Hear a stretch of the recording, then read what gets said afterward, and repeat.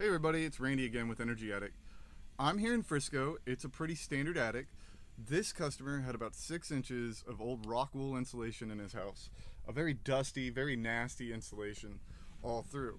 And if you take a look, he's taken real pride in selecting top of the line units along with air quality measures that he has installed. But all that's kind of against the purpose when you have a dusty, kind of poisonous insulation. So what we did is we came in and cleaned everything out, and then we blew back our dust-free fiberglass. What's beautiful about this fiberglass is our crew blew it perfectly, and then they came through all the natural vaults of the ceilings and everything like that, and rather than compromise our value, they created berms. And this is going to actually give you more protection, keeping that comfortable temperature down below instead of that hot temperature of above going into your home. Overall, this is a beautiful job, and this is pretty much our standard.